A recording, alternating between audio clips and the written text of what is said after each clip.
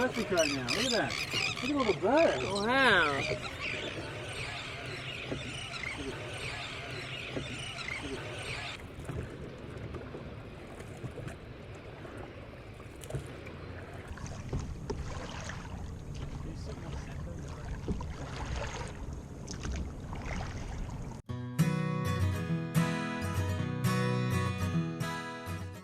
Last time on Adventure Adrift, we celebrated our 1-month cruising anniversary, finding ourselves at the most incredible anchorage on Santa Cruz Island's southern coast.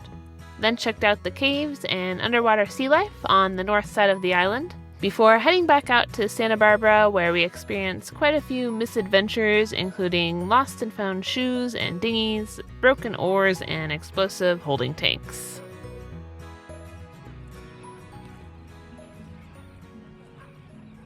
Headed back to Makara, got her back, sold the kayak, and we're gonna leave Santa Barbara tomorrow. Finally.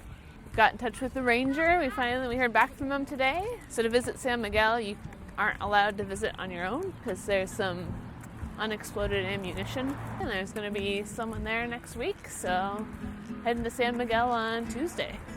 So head out tomorrow over to Santa Cruz for a night or two, and then over to make our way to San Miguel by Tuesday for meet up with the person there. We were so excited to be headed back out to the Channel Islands, but had a pretty choppy and windy sail out there.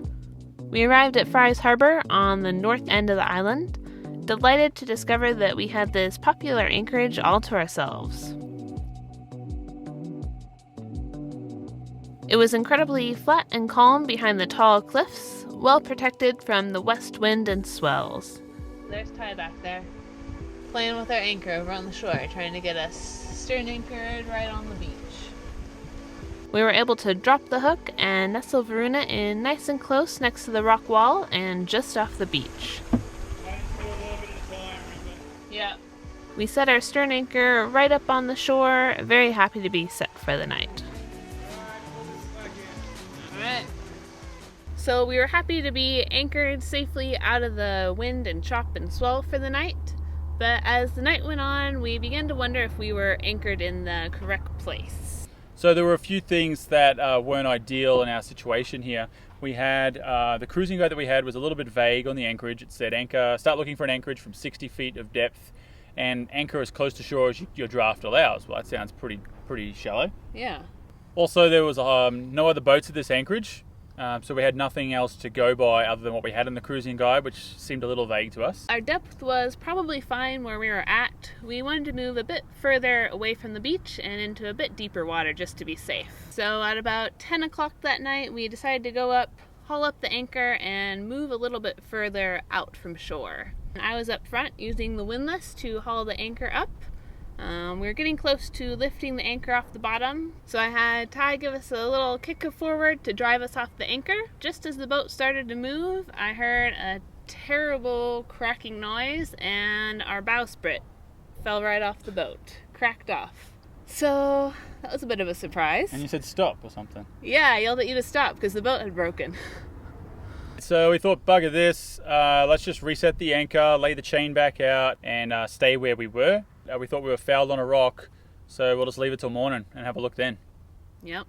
So another lesson learned, it's probably best not to mess with that extra element of darkness and just not do that at night. Yeah, not when you don't need to. Yep. For all the details on what happened that night, go ahead and check out the link right there. The next morning, we jumped in the water to try and get a look and see what the anchor was stuck on. We were anchored in about 20 feet of water, and we followed the chain all the way forward.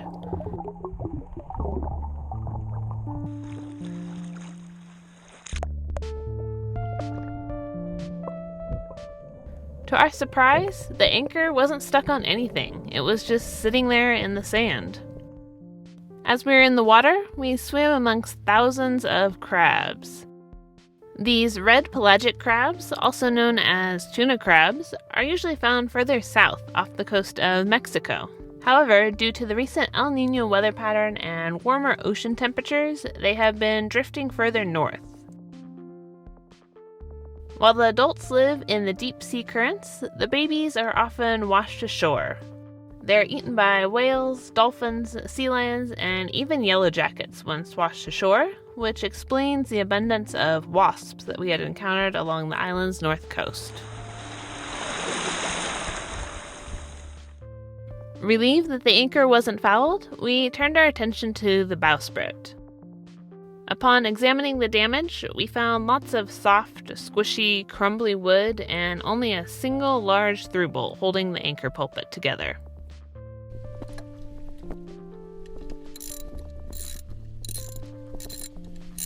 It seemed to be hanging by the end of the bent through-bolt. To salvage all of the pieces and safely sail back to the coast, we decided to remove it. I got in the dinghy, and Ty worked from above, and we were able to undo the through-bolt and slide the anchor pulpit off. So I'm just going to wiggle it off. You just need to take as much of the weight of it as possible so it doesn't... Yeah. Okay, it's coming right off. Okay. It's not that heavy. Okay. So, grab it, I've got it. Grab both ends of it so you can catch it. You got the whole thing? Yeah, I'm just moving still.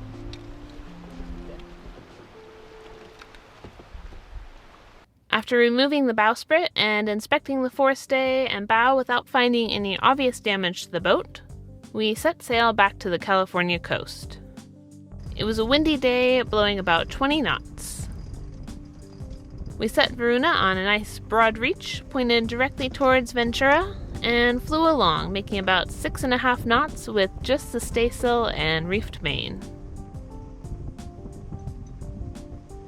Thanks to a friend in the area and recommendations from our awesome followers on Facebook and Instagram, we arranged to bring the boat into Ventura Harbor Boatyard.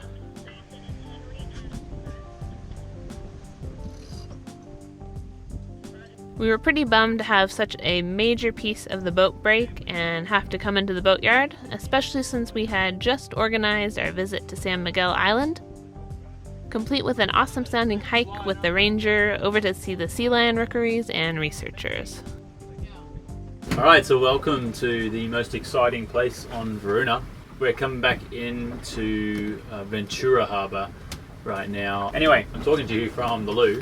One of the things we have to do when we head back in, we have a holding tank on here, which is up under the V-berth, and then when we're offshore we can actually have the tanks switched, or the pipes switched, so the head will pump directly overboard, and we can also pump the holding tank overboard when we're far enough outside, and we're allowed to. So what that means is, as we're coming back into shore, I need to switch the tanks back over and make sure that everything that we pump is going to be going to a holding tank now, and nothing can accidentally go overboard. So we have a few different places I have to do that. I've got a lot of different valves on here to control that, but I've got to shut the through hull, and then there's also a couple of Y valves in here that I'll turn, which will redirect to the holding tank.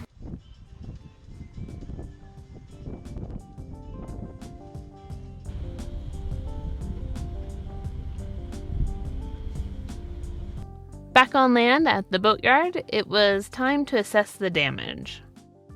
Looking at our bowsprit once removed from the boat, it was clear to see that it was poorly designed and definitely not original. Made from multiple small pieces of teak cobbled together primarily with the one long through bolt, lacking any additional support or bracing other than some small plates on the underside. Looking at the wood, we could see that the water had been seeping in around the bolts, significantly degrading the wood at the very point where it was supposed to be held together. While our anchor pulpit was set up with dual rollers, we only had the primary one rigged, and this is the side that had the majority of the rot in the wood, explaining why the wood had broken so easily, leaving the pulpit hanging from the stronger side.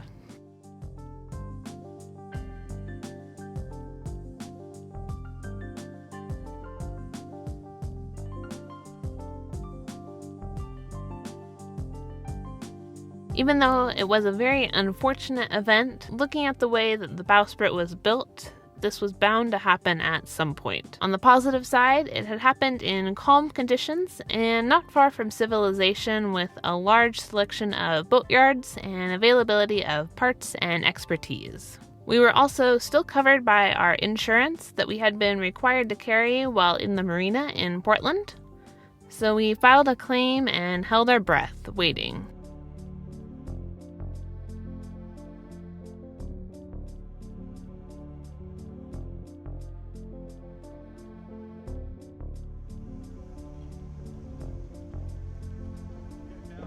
Luckily, we were able to keep Varuna at the boatyard docks, and they even allowed us to stay on her if we needed to. And we are hoping that they will be able to do all the work without a haul out. Okay, I'm stepping off.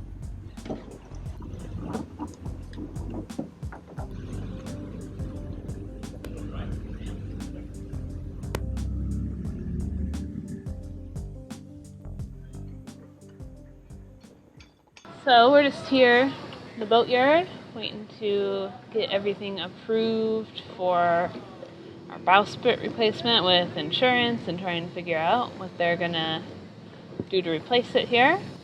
Found another boat right next to us that's for sale. We looked it up. The Gentry Eagle. She actually set the world speed record for crossing the Atlantic back in 1989. The record that was broken was Sir Richard Branson's record, and that got broken by 23%. They crossed in 62 hours and 7 minutes. It has 11,500 horsepower, so goes pretty fast. Also set the speed record for Miami to New York and Miami to Bahamas and back. It was for sale. So if anyone's in the market for a boat, it's about $2.5 million. 112 feet long. It's had this nice cabin top added on, so you could have a nice cruiser. Alright, that's all for this time. Thanks for joining us, guys. Yeah, be on the lookout for our next episode of the continuing bowsprit saga. If you like the video, you know what to do. Like us, share us, leave comments below. We'd love to read them. Yeah, give us a thumbs up.